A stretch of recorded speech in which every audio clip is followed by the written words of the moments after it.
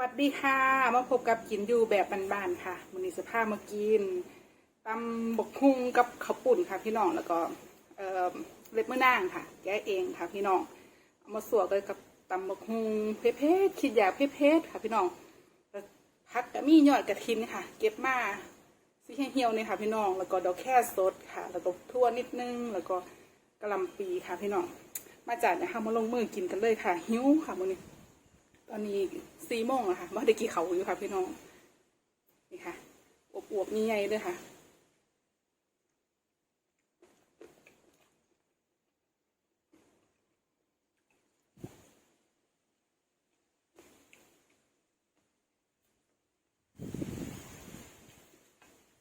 ข้าวปุ่นก็เป็นข้าวปุ่นเส้นแห้งด้วยค่ะพี่น้อง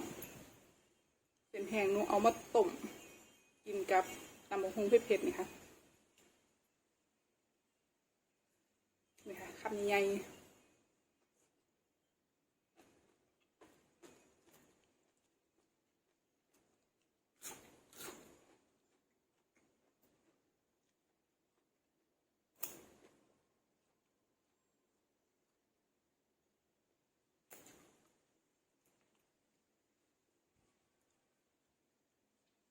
อย่างกระถินอ่อนๆค่ะ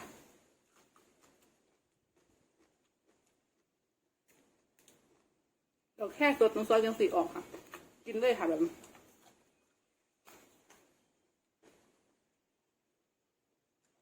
ว่ามันสีขมๆเฟื่อนๆนิดๆค่ะสำหรับผู้ใดที่เคยกินแบบกินมะระกินอีหยังก็คือค่ะสีมักสีซอมกินได้ค่ะพี่น้อง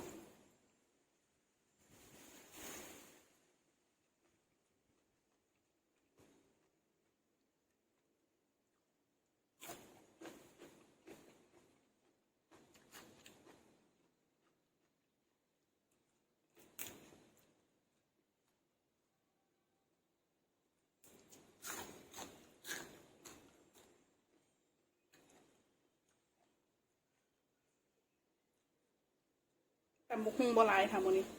อยากกินบ่เบิดคือคลิปที่แล้วตำหลายๆกินบ่เบิดค่ะนี่ค่ะคำใหญ่ๆมากค่ะพี่น้อง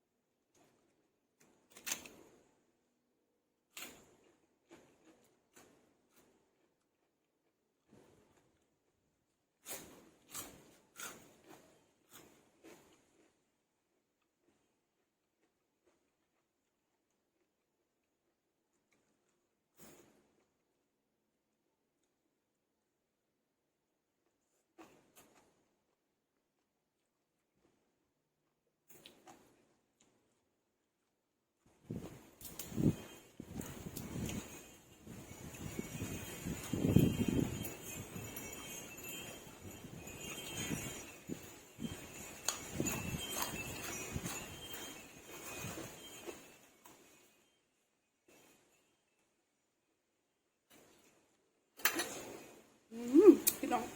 อวบๆ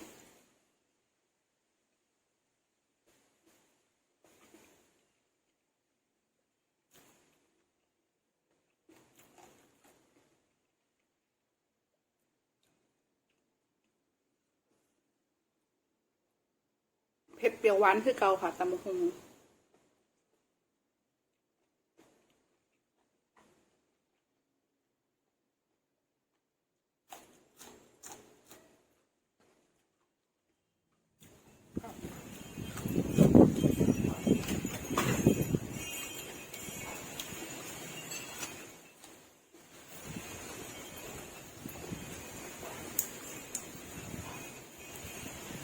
ใบกุยช่าย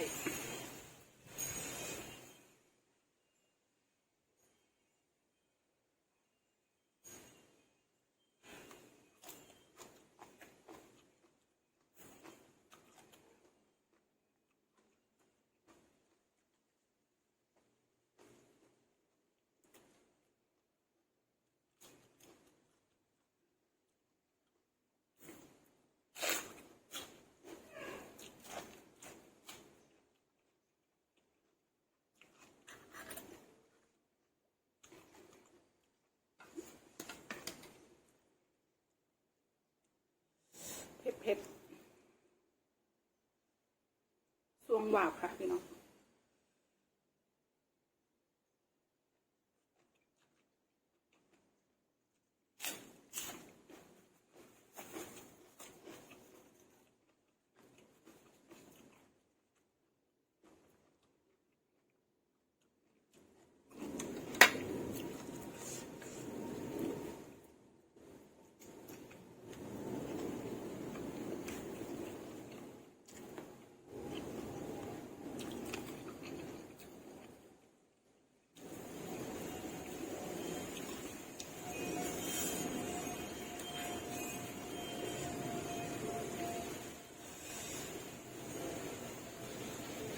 คำยังไงเลยค่ะ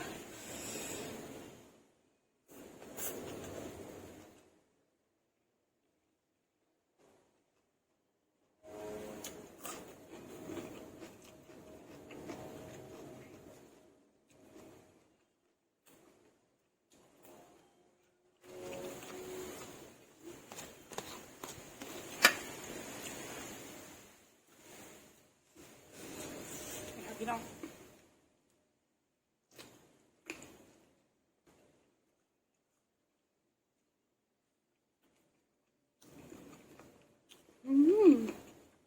แซ่บ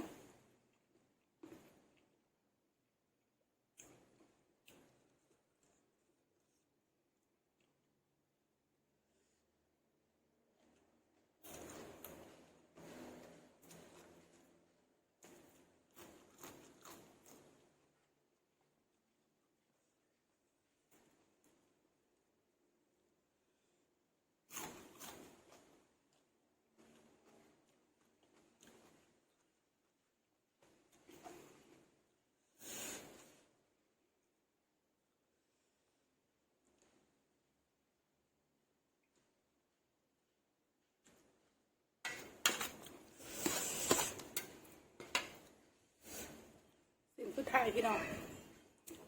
อวบๆยังไงเต็มคำเลยค่ะ